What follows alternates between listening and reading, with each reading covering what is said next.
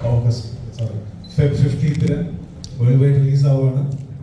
And we are all waiting response അറിയാൻ വേണ്ടി. And night shift studio and Wayanad സ്റ്റുഡിയോയുടെ ബാനറിൽ ചക്രവർത്തി രാമചന്ദ്ര സർ പ്രൊഡ്യൂസ് ചെയ്ത ശശി സർ പ്രൊഡ്യൂസ് ചെയ്ത ഈ film completely shot in black and white format and starring one and only Mammookka along with Arjun, Siddharth, Amanda and Mariaman. So ഇതിനെക്കുറിച്ച് സംസാരിക്കാനാണ് ഈ പ്രസ് മീറ്റ് വിളിച്ചത്. എല്ലാവർക്കും ഈ പ്രസ് മീറ്റിലേക്ക് സ്വാഗതം. നിങ്ങൾക്ക് എന്തെങ്കിലും ചോദിക്കുന്നെങ്കിൽ ക്വസ്റ്റ്യൻ ചോദിക്കാം. ആദ്യം തന്നെ ഈ സിനിമയ്ക്ക് എല്ലാവിധ ആശംസകളും നേരുകയാണ്. ഒത്തിരി വെയിറ്റിംഗ് ആണ് നിങ്ങൾ 15-ാം തീയതിക്ക് വേണ്ടി.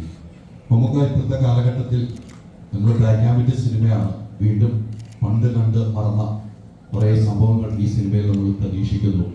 നമുക്ക് അബുദാബി വെച്ച് പറഞ്ഞിരുന്നു, നിങ്ങൾ കൂടുതൽ പ്രതീക്ഷയായിട്ടൊന്നും സിനിമ കാണാൻ വരരുത്, നിങ്ങൾ ഒന്നും പ്രതീക്ഷിക്കാതെ വന്നാൽ നിങ്ങൾക്ക് ഈ സിനിമ ഇഷ്ടപ്പെടുമെന്നാണ് മമ്മൂക്ക പറഞ്ഞത്. ഇത്തരമൊരു ബ്ലാക്ക് ആൻഡ് വൈറ്റ് സിനിമയിലേക്ക് മമ്മൂക്ക വീണ്ടും എത്താനുള്ള ഒരു സാഹചര്യം എന്തായിരുന്നു? പ്രേക്ഷകർ എത്രമാത്രം പ്രതീക്ഷ വെക്കാതെ തന്നെ പോകും എങ്കിലും മമ്മൂക്കയുടെ പ്രതീക്ഷ പറയണമെന്ന്.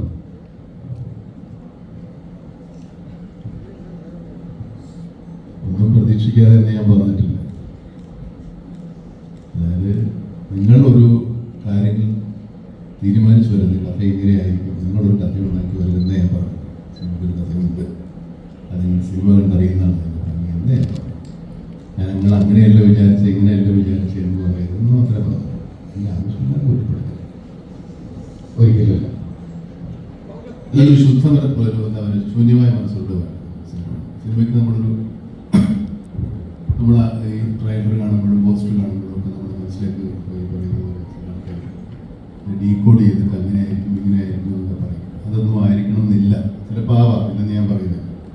പക്ഷെ അതുകൊണ്ടൊരു സിനിമ കാണുമ്പോൾ നമുക്ക് അതിനോട് ത്രില്ല് നഷ്ടപ്പെട്ടു പോകുന്നത്. അതുകൊണ്ടാണ് നിങ്ങൾക്ക് വേണ്ടി ഞാൻ പറഞ്ഞത്. സിനിമ കാണുമ്പോൾ സിനിമ ഇനിയൊന്നും മാറ്റാൻ നോക്കിയല്ല, സിനിമ ഓൾറെഡി ആയിപ്പോയി. അപ്പോൾ അങ്ങനെ ആയിരിക്കാം ഇങ്ങനെ ആയിരുന്നെങ്കിൽ എന്നൊന്നും പറഞ്ഞിട്ട് കാര്യമില്ല. അതൊക്കെ നമുക്ക് അങ്ങനെ ഒരു ആഗ്രഹം തോന്നുന്നു. അതുകൊണ്ട് സിനിമ കാണാൻ വരുമ്പോൾ ഒരു തീരുമാനങ്ങളൊന്നും എടുക്കാതെ, എനിക്ക് ഒരു മലയാളത്തിൻ്റെ ഭാഗം ഇങ്ങനെ ഇടിക്കുവേണ്ടി പിടിയില്ല. അല്ല, നമ്മൾ സിനിമ കാണാൻ വരുമ്പോഴേ ഒരു മുൻവിധിയോടുകൂടി വരും. മുൻവിധി എന്ന് പറയുമ്പോഴും അത് കുറച്ചുകൂടെ പരുഷമായി പോകുന്നത്. ഒരു എന്തോ ഒന്ന് കാണാൻ വരുന്നതെന്ന് തന്നെ വരും. നമ്മൾ വിചാരിക്കുന്നത് കാണാൻ വരുന്നത് വിചാരിക്കും. അങ്ങനെയുണ്ട്.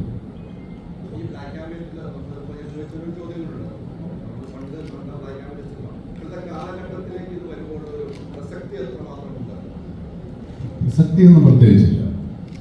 അത് ബ്ലാക്ക് ആൻഡ് വൈറ്റിൽ എടുക്കുക. ഇതൊരു കാലഘട്ടത്തിൻ്റെ സിനിമയാണ്. സിനിമ ഇല്ലാതിരുന്നൊരു കാലമായിരിക്കും അല്ലേ?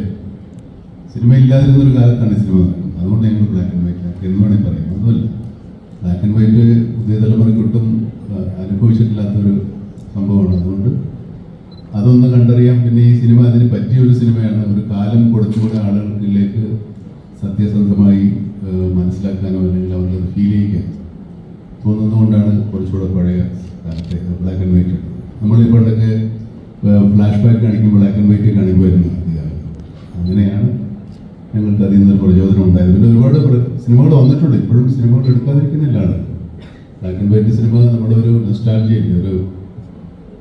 അത് പല ബോളിവുഡ് സിനിമ ഫിലിം മേക്കേഴ്സിനും ഒക്കെ ഉണ്ട്. വലിയ സിനിമകളുണ്ട്, ഓസ്കർ അവാർഡ് കിട്ടിയ സിനിമകളൊക്കെ ഉണ്ട്. ഈ അടുത്ത കാലത്ത് 5-8 വർഷം മുമ്പ് ആർട്ടിസ്റ്റ് എന്ന് പറഞ്ഞ സിനിമ ബ്ലാക്ക് ആൻഡ് വൈറ്റ് 35 മകനാണ്.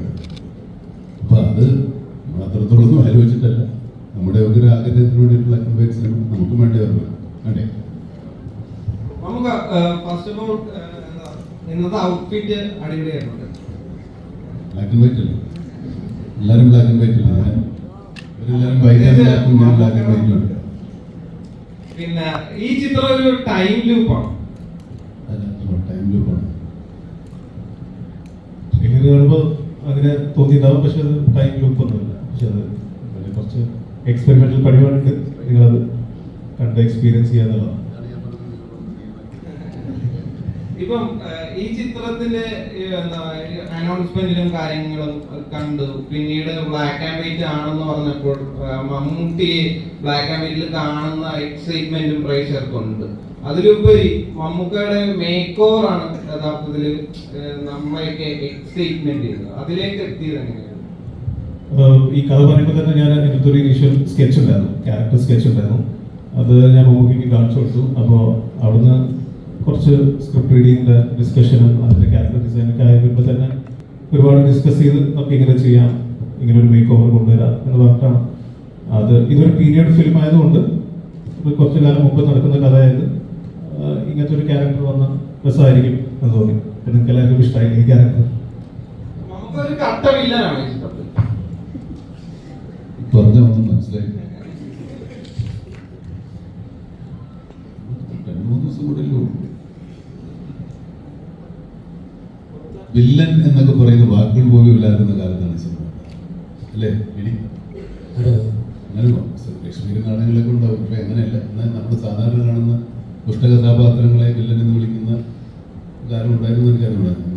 അടുത്തകാലത്ത് ജനിച്ചിട്ടാണ് ഇപ്പോ എല്ലാ സിനിമയെ സ്നേഹിക്കുന്ന എല്ലാവരും ഒരു മമ്മൂക്ക ആരാധകരുണ്ട്. അപ്പോൾ മമ്മൂക്കയുടെ ഡിഗ്രി അല്ലെങ്കിൽ സിനിമ ചെയ്യുന്ന അവസരം കിട്ടുക എന്ന് പറയുമ്പോൾ അദ്ദേഹത്തെ കൊണ്ട് പുതുതായിട്ട് എന്ത് ചെയ്യിക്കാം എന്നുള്ള ഒരു തോട്ട് അവിടെ എപ്പോഴും റെലവൻ്റ് ആണ്. ഇപ്പോൾ അന്വേഷണമൊക്കെ ഏകദേശം 9 മാസം ആലോചിച്ചിട്ടാണ് ഊമ്മയൊക്കെ മമ്മൂക്കയുടെ ഒരു വേഷം കിട്ടില്ല, അങ്ങനെ അണ്ണൻ നമ്പിക്കുണ്ടാണ്.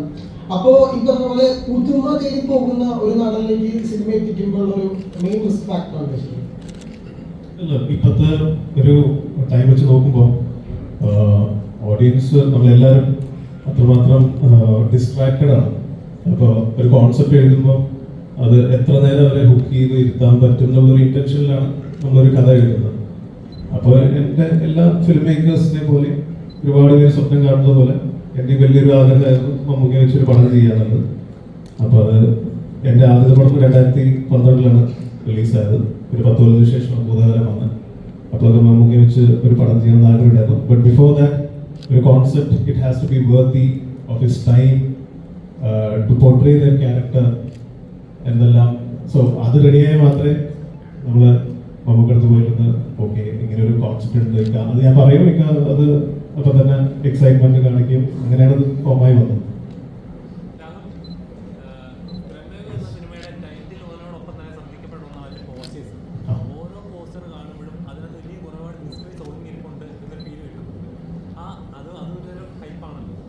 നമ്മൾ ഹൈപ്പ് ക്രിയേറ്റ് ചെയ്തില്ല. നമ്മൾ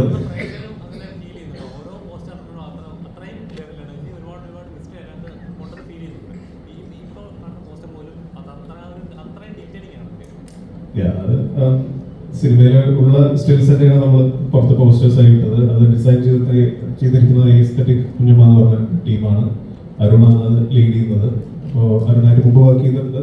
ഭൂതകാലത്തിലും പുള്ളി തന്നെയാണ് ഡിസൈൻ ചെയ്ത് തന്നത്. സോ എക്സൈറ്റ്മെന്റ് ക്രിയേറ്റ് ചെയ്യുക എന്നുള്ളതാണ് ഞങ്ങളുടെ ഇന്റൻഷൻ. അത് എത്ര നല്ല രീതിയിൽ അത് പോർട്രേ ചെയ്യാൻ പറ്റും, യൂണീക്ക് ആക്കാൻ പറ്റും എന്നുള്ള ഇന്റൻഷനിൽ തന്നെയാണ് we try to design that.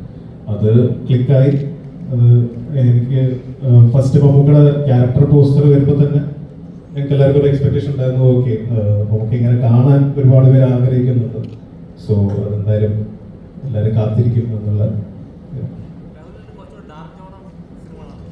അങ്ങനെയല്ല, എനിക്ക് ഹൊറർ പൊതുവെ ഇഷ്ടമാണ്, ജോണർ ഇഷ്ടമാണ്.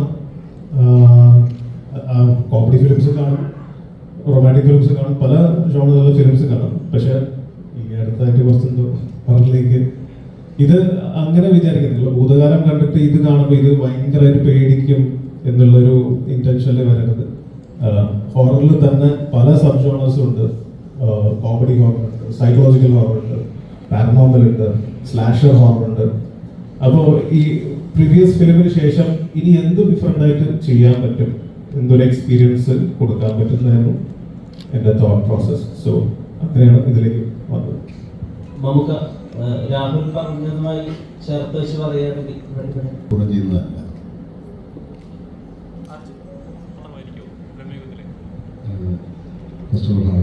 നമസ്കാരം.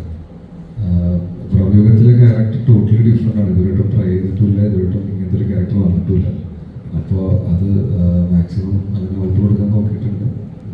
വലിയ കാണുമ്പോൾ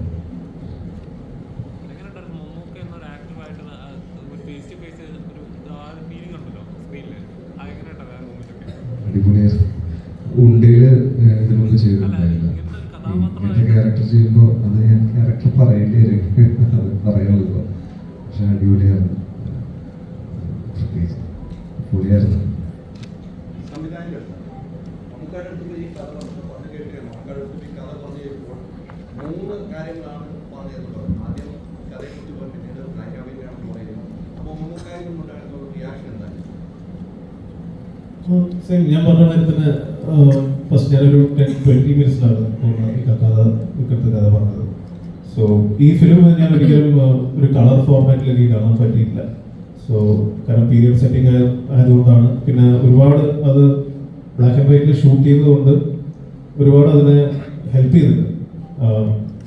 ഫൗണ്ടേഷൻ ആക്ച്വലി ബ്ലാക്ക് ആൻഡ് വൈറ്റിൽ ഷൂട്ട് ചെയ്തുകൊണ്ട് ഇപ്പോൾ ഫോർ എക്സാമ്പിൾ പ്രൊഡക്ഷൻ ഡിസൈൻ ആണെങ്കിലും എല്ലാത്തിനും അത് ഹെൽപ്പ് ചെയ്തു. ഫോർ എക്സാമ്പിൾ ഒരു ക്ലിയർ സ്കൈ തന്നെ it's A shade of grey. So അങ്ങനെയാണ് ഞാൻ മമ്മൂക്കടുത്ത് കഥ പിച്ച് ചെയ്തത്. അപ്പോൾ ഫസ്റ്റ് പറഞ്ഞത് ഇക്ക ഞാൻ 3 വാക്കേ പറയുന്നുള്ളൂ, മമ്മൂക്ക ഒരു mystery horror film black and white. അപ്പോൾ മമ്മൂക്ക ചോദിച്ചു ഞാൻ ബ്ലാക്ക് ആൻഡ് വൈറ്റ് ഇങ്ങനെ എങ്ങനെയാണ് അതിൻ്റെ പരിപാടികൾ ചോദിച്ചു. അപ്പോൾ നമ്മളതൊരു ടെസ്റ്റ് ഷൂട്ട് ചെയ്ത് കാണിക്കാൻ പറഞ്ഞു. And we did A test shoot and അത് ഞങ്ങൾ ഷൂട്ട് ചെയ്ത് പറ്റും മമ്മൂക്കയ്ക്ക് വന്ന് കാണിച്ചു. അപ്പോഴാണ് അതിൻ്റെ ഒരു ഡിഫറൻസും കാര്യങ്ങളൊക്കെ ഞങ്ങൾക്ക് എല്ലാവർക്കും ആസ് എ ടീം മനസ്സിലായത്. ഓക്കെ ദിസ് വിൽ വർക്ക് എന്നുള്ളത്. സോ അത് സപ്പോർട്ട് ചെയ്യാൻ I need to have a very good producer. So Ram സാറാണ് is the man behind supporting my vision. So yeah, it's a collective effort. It's a very collective effort. Unfortunately നമ്മുടെ DOP ഇവിടെ ഇതില്ല, എത്താൻ പറ്റിയില്ല. Mister ഷനാദ് ജലാലാണ് ഇത് shoot ചെയ്തത്. This is my second collaboration with. So പുള്ളി ഉണ്ടായിരുന്നെങ്കിൽ കുറച്ചുകൂടെ അതിനെക്കുറിച്ച് സംസാരിക്കാനായിരുന്നു. ഈ ഹൊറർ മിസ്റ്ററിയിൽ വരുന്ന ഒരു ജോണർ അത് കേരളത്തിൽ മലയാള സിനിമയിൽ അധികം എക്സ്പ്ലോർ ചെയ്യാറ് ഒരു അതർഭവും മണിച്ചിത്രത്താഴൊക്കെ നിൽക്കുന്ന തരത്തിലേക്കാണ്. അപ്പോൾ ട്രെയിലർ കാണുന്നത് ഒരു ഗെറ്റ് ഔട്ടൊക്കെ ഇടയ്ക്ക് ഫീൽ ചെയ്യുന്നുണ്ടെങ്കിൽ തന്നെയും ഫീൽ ചെയ്യുന്നുണ്ടോ? ആണോ? ഗെറ്റ് ഔട്ട് ഫിലിം ഒരു ഇംഗ്ലീഷ് ഫിലിം കുറച്ചു മുമ്പ് അറിയാം. ഈ ട്രെയിലർ കണ്ടപ്പോൾ അല്ല അങ്ങനത്തെ പടം അപ്പം അങ്ങനെയൊക്കെ തോന്നുന്നുണ്ടെങ്കിൽ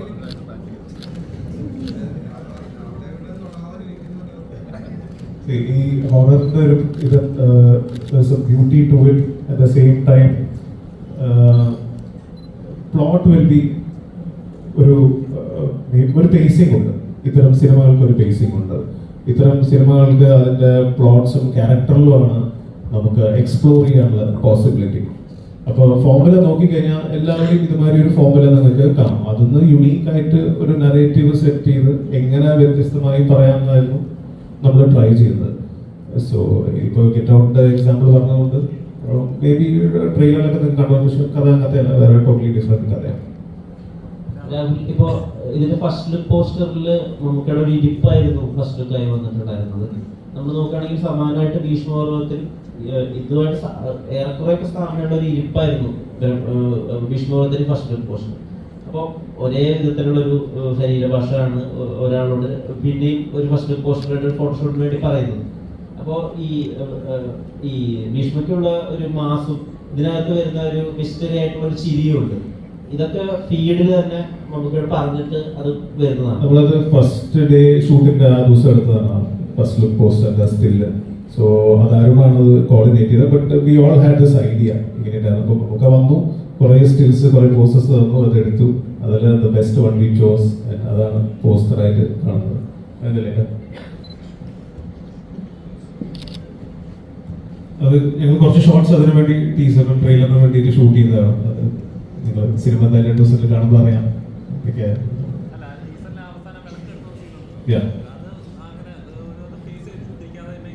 അത് മമ്മൂക്ക തന്നെ ചെയ്തതാണ്.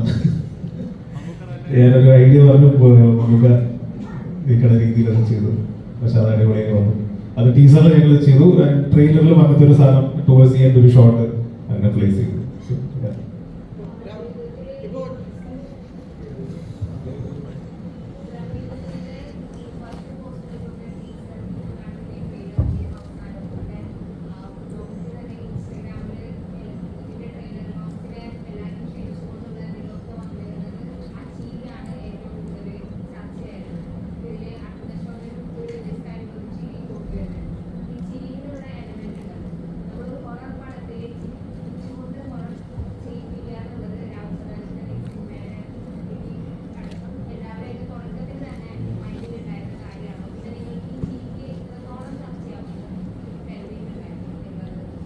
ട്രെയിലർ ശ്രദ്ധിച്ചാൽ അറിയാം, അതിന്റെ ചിരി it's portraying some kind of madness എന്ന് പറയാം.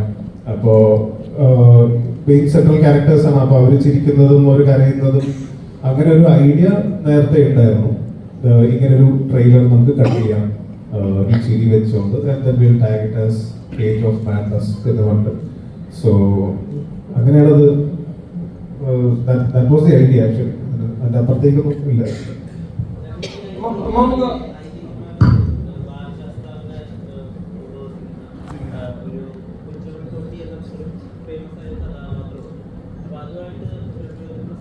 ഇല്ല, അങ്ങനത്തെ ഒരു ക്യാരക്ടറായിട്ട് നമ്മുടെ ഫിലിമിലൊന്നും പറയുന്നില്ല.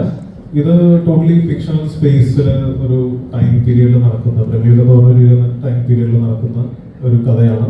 കംപ്ലീറ്റ്ലി ഫിക്ഷണൽ ക്യാരക്ടേഴ്സ് ആണ്. പണ്ട് കാലത്ത് അങ്ങനത്തെ ഒരു പേര് ഭയങ്കര കോമൺ ആയിരുന്നു, കുഞ്ഞമ്മൻ എന്ന് പറഞ്ഞ.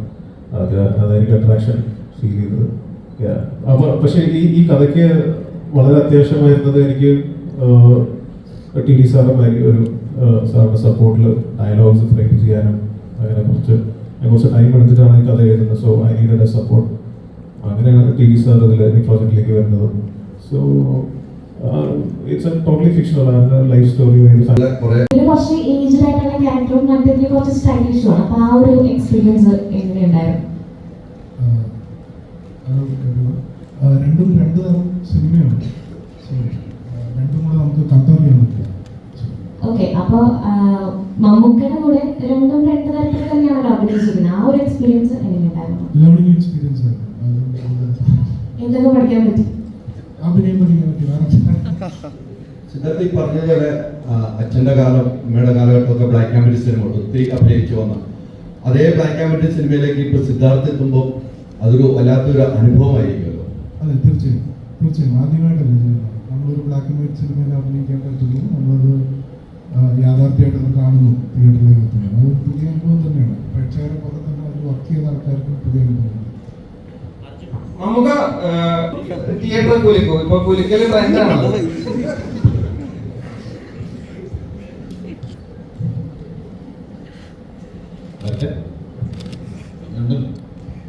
രാഹുലായിട്ട് ഫേസ് ചെയ്തിരിക്കുന്ന അല്ലെങ്കിൽ ചലഞ്ചിങ് ആയിട്ടുള്ള ഒരു കുറച്ച് കാര്യങ്ങൾ എന്തായിരിക്കും പ്രമേയത്തിന്?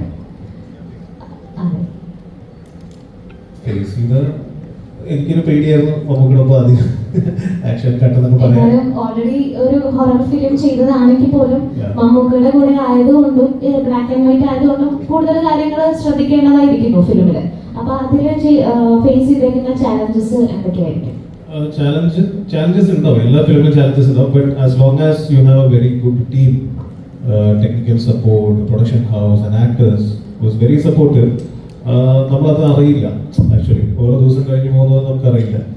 എല്ലാ ദിവസവും നെക്സ്റ്റ് ഡേ എന്താണ് ഷോട്ട് എടുക്കാനുള്ളതെന്നുള്ള എക്സൈറ്റ്മെന്റിലാണ് ഞാനിങ്ങനെ രാത്രി ഓരോ ദിവസവും ഇരിക്കാറില്ല. അപ്പോൾ നാളെ നമുക്ക് ഇത് ചെയ്യും, ഈ സീൻ ചെയ്യും എന്നുള്ള എവരിബഡി ഞങ്ങളെല്ലാവരും എക്സൈറ്റ്മെന്റിലാണ് ഇരുന്നത്. So the whole process is challenging.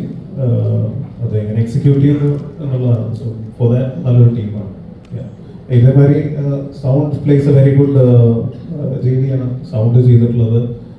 ഈ ഇത്തരം സിനിമകൾക്ക് sound plays a very important role.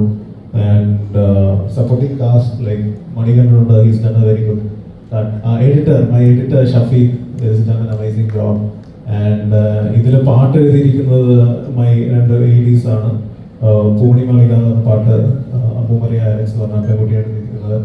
And നമ്മുടെ എല്ലാവരുടെയും ഫേവറേറ്റ് ആയ ഗിരീഷ് പുത്തഞ്ചേരി സാറിന്റെ മകൻ ദിന്നാഥ് പുത്തഞ്ചേരിയാണ് 3 പാട്ട് എഴുതിയിരിക്കുന്നത്. So it's a very collective എഫേർട്ടാണ്. സോ അങ്ങനെയാണ് ഒരു പ്രൊജക്ട് അതിന് സ്ട്രെങ്ത് വരുന്നത്. മുമ്പുള്ള ഒരു കഥാപരിസരമാണ് ഇവിടെ. ഇപ്പോൾ നമ്മൾ സാധാരണ ഉപയോഗിക്കുന്ന ബോഡി ലാംഗ്വേജോ അല്ലെങ്കിൽ ഇംപ്രവൈസ് ചെയ്യുമ്പോൾ നമ്മൾ ഇപ്പോൾ ഉപയോഗിക്കുന്ന വാക്കുകളോ ഒന്നും ഡയലോഗുകളോ ഒന്നും ഉപയോഗിക്കാൻ പറ്റിയെന്ന് വരില്ല. ഡയലോഗ് ഉണ്ടോ എന്ന് എനിക്കറിയില്ല. അപ്പോൾ ഇത് എത്രത്തോളം നമ്മൾ സ്വയം നമ്മളെ റെസ്ട്രിക്ട് ചെയ്തിട്ടോ അല്ലെങ്കിൽ ആ പെർഫോമൻസിൽ നമ്മൾക്ക് ഉണ്ടാവുന്ന വ്യത്യാസം എത്രത്തോളം ഉണ്ടായിരുന്നു പ്രമേയത്തിൽ? ഒരു ഒരു കഥാപാത്രമുണ്ടോ ചെയ്യാന്ന് പറഞ്ഞു കഴിഞ്ഞാൽ നമ്മുടെ ഒരു ഇമാജിനേഷൻ പോലെയാണ്.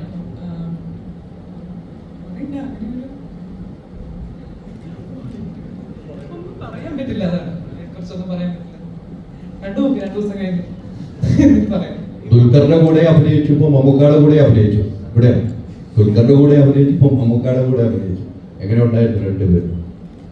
ദുൽഖറിന്റെ കൂടെയാണ് എന്റെ ഫസ്റ്റ് സീൻ ഷൂട്ട് ചെയ്തത്. നമുക്ക് എല്ലാ ആക്ടേഴ്സിന്റെയും ഒരു ആഗ്രഹമാണ് മമ്മൂക്കയുടെ കൂടെ ഒരു സിനിമയെങ്കിലും ചെയ്യാൻ പറയുന്നത്. അത് ഭയങ്കരമായിരുന്നു. കൂടാതെ ഞാൻ ഇവിടെ വന്ന സമയത്ത് എനിക്ക് മമ്മൂക്കയായിട്ട് ഇങ്ങനെ അതായത് ആക്ടർ ആകാൻ വേണ്ടി വന്നതാണ് ആ സമയത്ത്, ഒരു 21 വയസ്സിലുള്ളപ്പോൾ കേട്ടിട്ട് സംസാരിക്കാനൊരു ചാൻസ് കിട്ടി. അപ്പം നമുക്ക് അന്ന് എന്നോട് പറഞ്ഞു, മോശം സിനിമയൊന്നും ചെയ്യണ്ട, നല്ല സിനിമകൾ ചെയ്താൽ മതി. ഇത്രയും വർഷം കഴിഞ്ഞിട്ട് മമ്മൂക്കയുടെ കൂടെ നല്ലൊരു ഇതുപോലത്തെ ഒരു സിനിമ ചെയ്യാൻ പറ്റുമെന്ന് പറഞ്ഞു കഴിഞ്ഞാൽ ഭയങ്കര ഭാഗ്യമാണ്.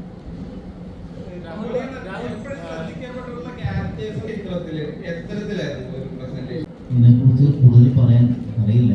ഇതിൻ്റെ ഒരു ഭാഗമായി ഈ കൂട്ടത്തിൽ വന്നിരിക്കുന്നതിൻ്റെ ഒരു സന്തോഷം. പിന്നെ 15-ാം തീയതി കഴിഞ്ഞാൽ എന്തെങ്കിലുമൊക്കെ പറയാൻ പറ്റുമായിരിക്കും. ഇപ്പോൾ പറയാൻ പറ്റില്ല. നമസ്കാരം. അറിയണമെന്നും നമുക്ക് തോന്നുന്നില്ല. സിനിമ സിനിമയാണ്. സിനിമ കണ്ടതിന് ശേഷമല്ലേ നമുക്ക് ബ്ലാക്ക് ആൻഡ് വൈറ്റ് ആയിട്ട് മനസ്സിലാവും. അത് കുറച്ച് സീനുകൾ നമുക്ക് അഭിനയിക്കാന്നല്ലാതെ ഇത് എങ്ങനെ എടുക്കുന്നു എങ്ങനെ വരുന്നു നമുക്ക് അഭിനയിക്കുമ്പോൾ അറിയില്ല. അതാണ് പുള്ളി തപ്പിയത്. കറക്റ്റല്ലേ? ഏകദേശം തീരാറായി കാര്യങ്ങൾ. അല്ല, ഈ പ്രസ് മീറ്റിന്റെ പ്രത്യേകതയാണ് നമുക്കൊന്നും ചോദിക്കാൻ പറ്റുന്നില്ല, അവിടെ നിന്ന് പറയാനും പറ്റുന്നില്ല. നിങ്ങൾ ഇരിക്കേണ്ട ചോദ്യമൊക്കെ ചോദിച്ചിട്ടാണ് ഇപ്പോൾ. അങ്ങനെയാണ്. ഏകദേശം 30 മിനിറ്റായി ചോദിക്കുന്നു. അതൊന്നും ചോദിക്കാമെന്ന് പറയാം. സിനിമയെ അത് കൂടുതലും ചോദിച്ചത് ഞങ്ങളല്ലേ.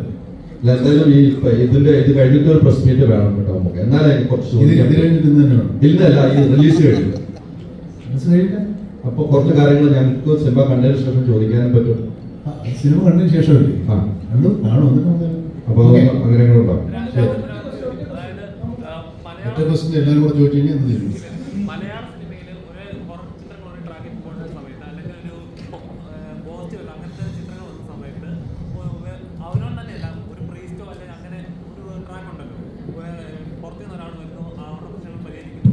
അങ്ങനത്തെ ഒരു ട്രാക്ക് പോകുന്ന സമയത്ത് ഭൂതകാലം ഒരു ചിത്രം വരുന്നു. അതായത് അവരവരുടെ പ്രശ്നം അവരുടെ കുറച്ച് ഇമോഷണൽ ആയിട്ടൊരു ചിത്രം. അത് വളരെ ചേഞ്ചാണ് മലയാള സിനിമയിൽ ഉണ്ടാക്കിയത്. പ്രമേയം മലയാള സിനിമ ഇൻഡസ്ട്രിയിൽ എന്ത് ചേഞ്ച് ആയിരുന്നു? ഒരു എക്സ്പീരിയൻസ് ആയിരിക്കും. ഇപ്പം മുമ്പ് പറഞ്ഞ മാതിരി ഒന്ന് കണ്ടു നോക്കും, ഒന്ന് ടിക്കറ്റ് എടുത്ത് നോക്ക് എന്ന് പറയുന്ന ഒരു എക്സ്പീരിയൻസ് ഞങ്ങൾക്ക് എല്ലാവരും കൂടെ ഓഫർ ചെയ്യാൻ പറ്റും.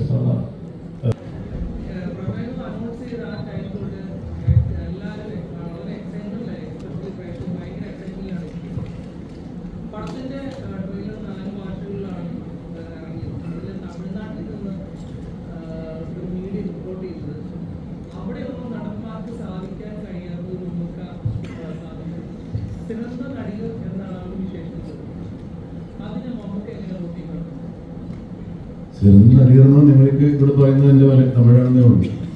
ഉള്ള ഒരു ആക്ടർ. Thank you. ശരി.